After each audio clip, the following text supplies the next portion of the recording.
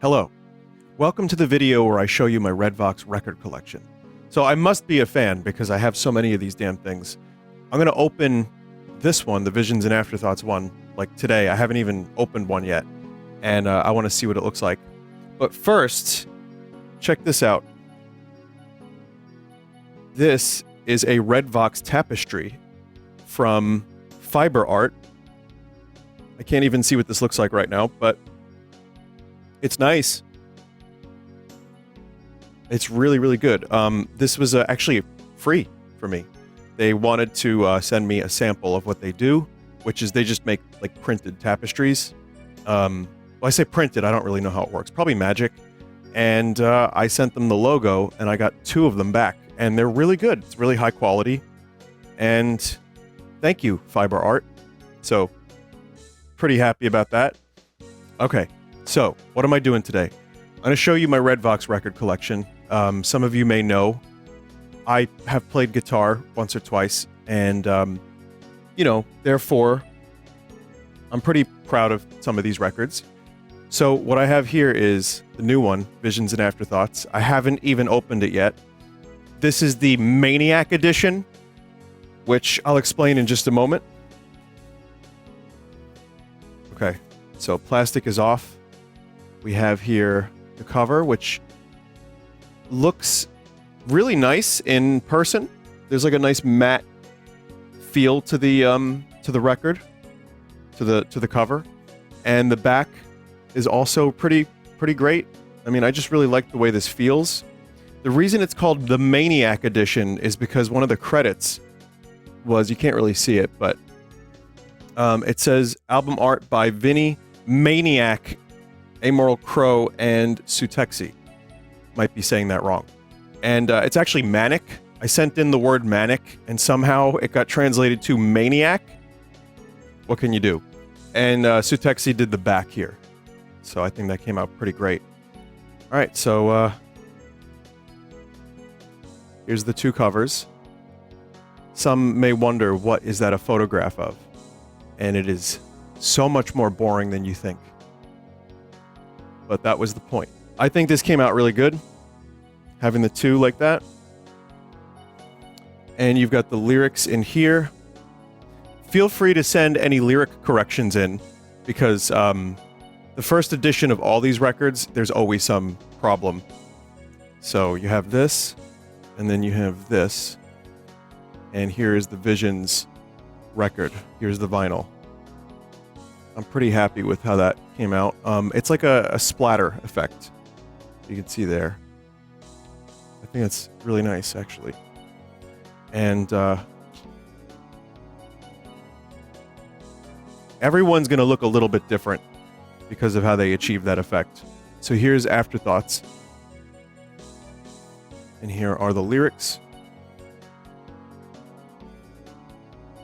And here's the Afterthoughts vinyl, which is predominantly white with some flecks of black in there.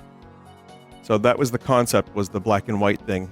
And again, this is the first time I'm seeing this up close, and it looks really good. So I'm really happy with this. The cover was something I struggled over, but I'm happy with the result. People have said they liked it as well, so that's always nice to hear. And yeah, this is great. It is a little surreal having an actual like vinyl of music you've made. And this took a while to make. This was oh god. It released in March, and I probably ended up submitting all the vinyl stuff in April or early May. And so it took until late October to get it done. But that's just where the industry is at the moment. So yeah, I'm really happy with this, and again, I love the matte, like kind of feel to this. It makes it look a whole lot better. Also, there is one more error. There's one more error, which is on the back over here. You can't really see it, but it says Amoral Crow and Sutexi, and there's a print mistake. So right there, if you have your own copy, you'll notice it.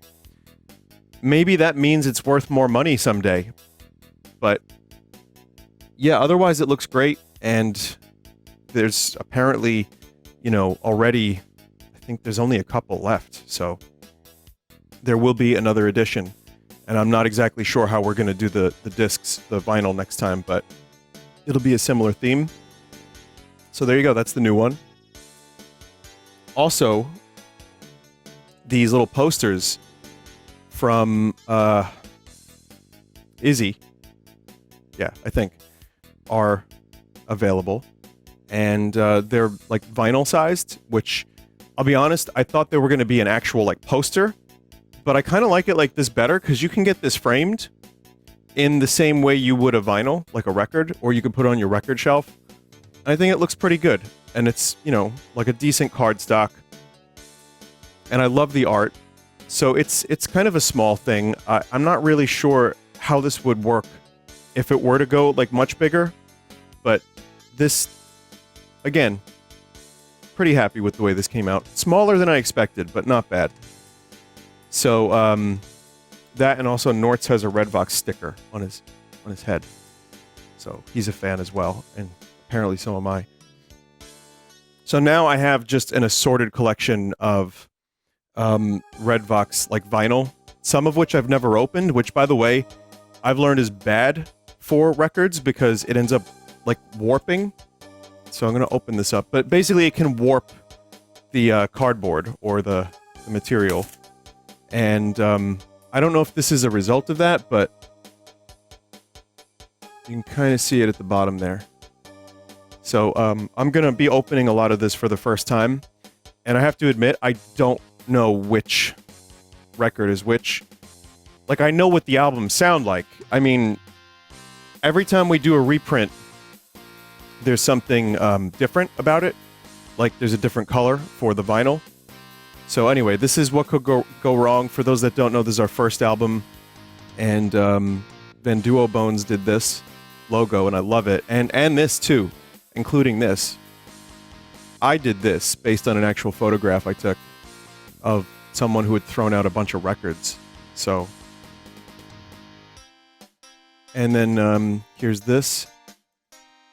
Lyrics with some photos that have been manipulated. So this one's just like a clear red. I like this one a lot, actually. I think this is great. But I could not tell you which generation this is. Like, I don't know if this is the first reprint, or the second or third or whatever. I'm just not sure. I can kind of remember a couple things, but I guess we'll find out because I have another one here.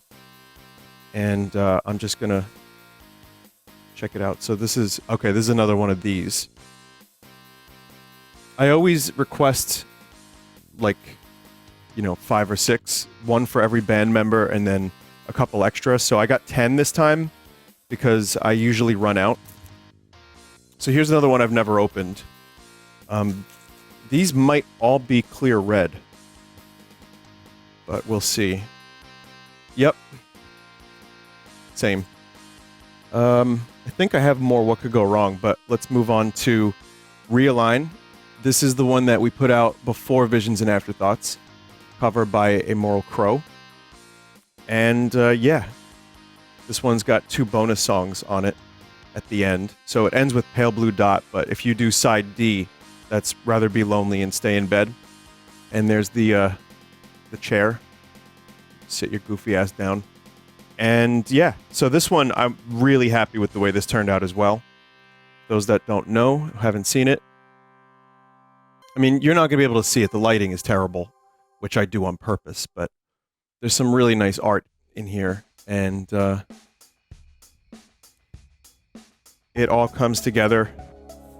Emerald Crow is very talented. So here's the Ozymandias. This is side A. And this is the... Okay, so now here's an interesting story. So this is like the black and white marble. This is the most recent. I think these ones are still available. This was basically to coincide with Visions and Afterthoughts color scheme. However, it was a mistake. There was miscommunication. And I was describing the records for Visions and Afterthoughts, and somehow that got translated into the reprints will have black and white. That said, I think it came out pretty good regardless. And again, people have said they liked it. So I can't complain too much. And it does work as a coincidence with Visions and Afterthoughts. So, okay. This is the one I think I had on display for a couple years. And again, not opened, and I should have opened it. I have plastic to put them in that's not like constricting and won't mess up things. Okay, no, this is another black and white. So this is another recent one. So when I'm done here, I'm going to put these all in plastic. We'll move on to Kerosene, and we'll just keep going. So this is a cover I took of just a tea lamp, and I did some Photoshop work of a tea lamp from above and some fire of it, you know, lit, bro. And then the company did the lettering and stuff. So, oh, I think this is the first edition with the barely readable lyrics. Oh god. I mean, speaking of barely readable, you can't even see it. The reason for that is, again, terrible lighting. But no, I mean, this is... I don't know how this ended up working out, but look. Like, every sentence... Like, come on. How is anyone supposed to read that? Like, you can read it, but it just kind of isn't fun to do so.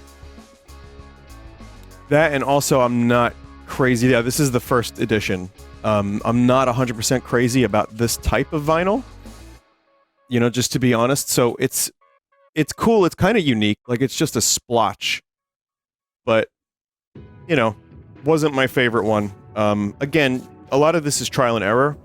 And if you like this stuff, if you have one of those, I think it's cool. I think it's cool to have that and, like, have different versions. But that one in particular was once we did that one, I think this is the same one. And it's like different. Everyone's a little bit different. But, you know, if I get a picture of what that might look like, it's going to end up looking different in the final print. Which is fine. But I'll be honest, I really like the next edition of this album a lot better. For those that don't know the music, this one is more acoustic and sad whiny boy shit, which, to be fair, I mean, it's honest. I have a hard time listening to it. Not trying to be the tortured artiste, but it just is what happened at the time. I mean, the story of Kerosene is I had a bunch of acoustic songs that we didn't really put on other stuff. And I noticed there was like, you know, 5 or 6 of them. And I thought, okay, we'll do an EP. And then we kept recording, and I wrote a couple more. And then it ended up being, I thought we had 8, and then we had 9, but it turns out we had 10. It's a weird story, but after a certain point, it was clear that it was going to be an album and not just an EP. So, okay, the text is the same thing. Okay, so it's one of these, but you can see the splotch is different this time. So, it's neat. It's not my favorite vinyl we've ever pressed, but I like it. And this one, here we go. Okay, so this one is much more readable. I hope you can see the text is actually done a lot more thoughtfully. And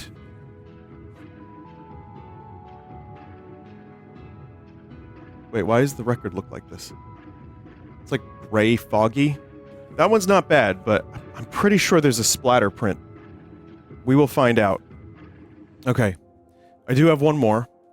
This one is, I think, my favorite pressing of Kerosene. Because the record has this, like, splatter of the colors. If we ever did another pressing, I'd probably go clear-ish, or like that smoky kind of color, but I'd do the splatter again. So, it's good to see these and remember what they are, because it gives me an idea of what we can do next time. For those that don't know, I end up handling most of the decisions, but I don't do the designs 100%. I kind of, well, this one was me, but in a lot of cases, I'm presented with options, and then it's like, well, what ideas do you have? And then we try to figure out something cool, which is why some of the pressings aren't 100% my favorite. Still good, but not stuff that I would say is my favorite. I think at the moment, Visions and Afterthoughts might be my favorite one so far, but there's more. So here's another light. This is the album most people, this is our second album. This is the one most people like most, and it's a good one.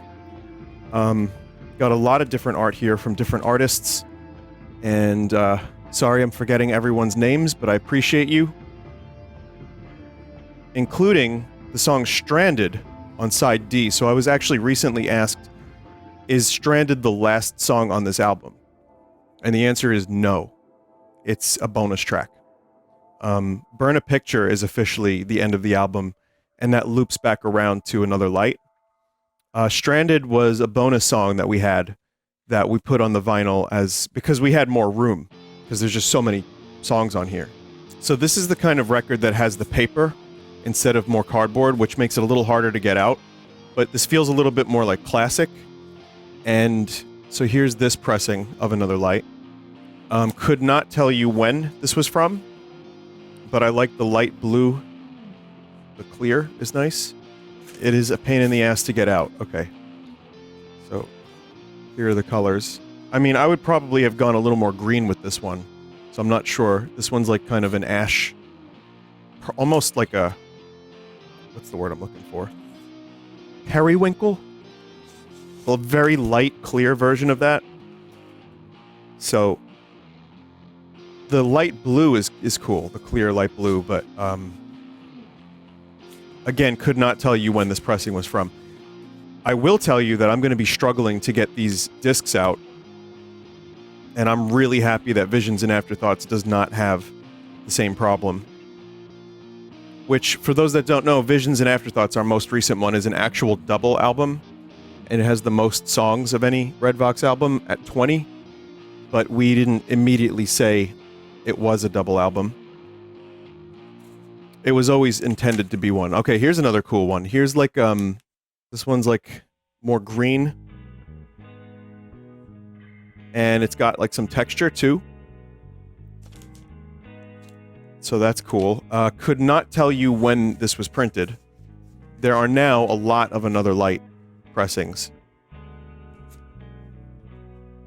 For some reason, In the Garden just keeps getting pushed on Spotify, so that helps. And here's another, like, kind of clear-ish sky. Like, it looks like sky and clouds in person. You can't really see that as well. But vinyl has become such a big thing recently. Like, when we started doing records for Red Vox, the turnaround time was a lot quicker, and the market wasn't quite as big. So, truly, everything old is new again. Okay, here's one I haven't opened, and there's probably, again, fixed errors on some of these. So here's another pressing. Here's another... It's the green one again. Oh, actually, no, this one's different. I don't even remember this one. But yeah, you can kind of see... It's like a... Again, like a darker green, like an olive, almost. If me handling these records like this is giving anyone agita, I'd like to apologize. And let's see, side 2 is just like teal. It's like a solid teal. Again, there's a little bit of texturing in here. I can see some imperfections and like shades or shadowing. I'm sure there's a different name for it than that, but it's the best I've got at the moment.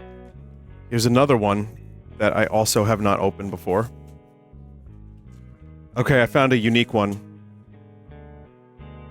So, yeah, that's cool. Like a stripe of clouds against the sky, maybe.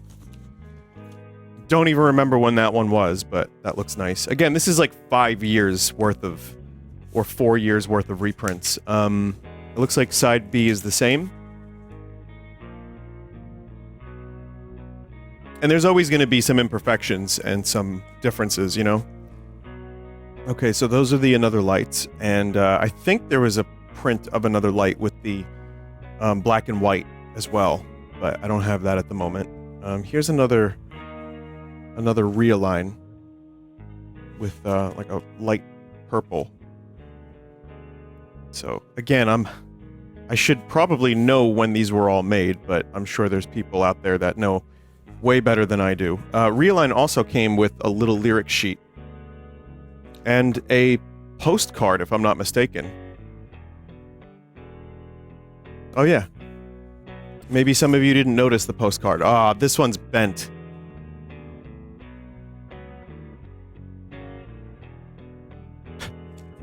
Oh well.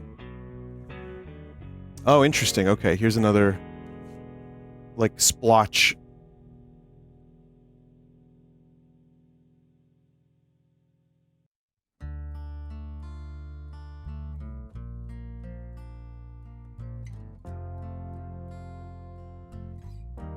Kind of cool. So again, I'm seeing some of these for the very first time in person, because I've seen them online, obviously, but I haven't opened a bunch of them, so instant devalue. Okay, so one more What Could Go Wrong. I think this is the other vinyl. Oh, right, it's got an album code for downloading. Cool. Yep, this is the other one for What Could Go Wrong. It's neat. And again, it might not look the same way for everybody. It might be more of an even line across, or more red than black, but it's a pretty good one. I think if there were any future reprints, I might go more for like this kind of magenta color, or maroon. So I think that's it. If anyone knows of any other pressings I missed, leave a comment, but I'm pretty sure I got most of them. There is one other thing, which is I have test pressings. I might have showed these off somewhere, but what this is a an early print of the record for you to listen to and make sure it sounds good before they do 500 or 1,000 of them. But yeah, I mean, it's very bare bones, and I'm pretty sure this one's Visions and Afterthoughts. Now, I've done this one, I've got these for Another Light and Realign, but these in particular are Visions and Afterthoughts. So I have like maybe 8 of these total, and one day, maybe they will be not in my possession anymore, because I am going to sell them and end up in Reno, and I'm going to gamble all of my money away and wake up in the desert. That's not true. That's actually not true. So that's it. That's pretty much the whole collection. So it's been a wild journey to go from that first one all the way to the newest one. And the quality is really high, and it's nice to revisit some of these. I mean, I'm proud of all the albums, but at the moment, my favorite is the next one. Just saying. Oh, one more thing. Just as a little piece of bonus information, this is my Strat that I got in 2003, 4, and probably 2004. And this was a $200 Mexican Fender Stratocaster, and it is basically the sound of Red Vox, more or less. It's kind of a piece of crap, but I haven't found a guitar that sounds better, or that I like playing more. It's just kind of my own thing at this point, and I'd say more than any other guitar, this is the sound of Red Vox. Like, it's really buzzy. These single coil pickups are weirdly compressed in an interesting way, but they buzz to hell and high water.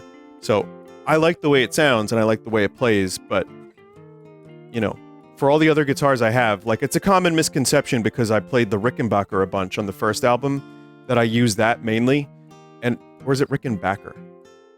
Whatever the case is, it's a good guitar, and we still use it.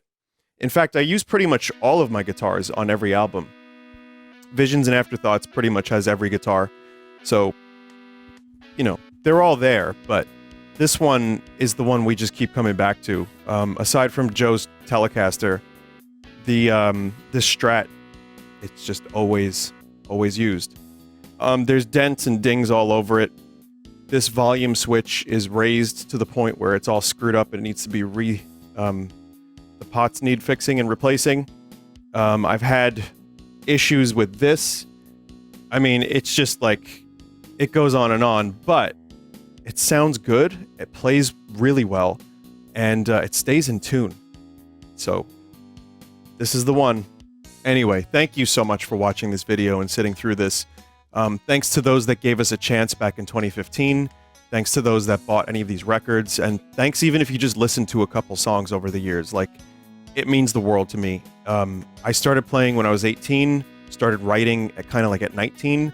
And the fact that I get to do this as a self-sustaining hobby is incredible, especially now. Like, I get to play music with my friends. People are interested in the music. People want to check out the new releases. It's very lucky. So thanks so much. And hopefully you'll look forward to the next thing we put out, whenever that may be. And I'll see you around.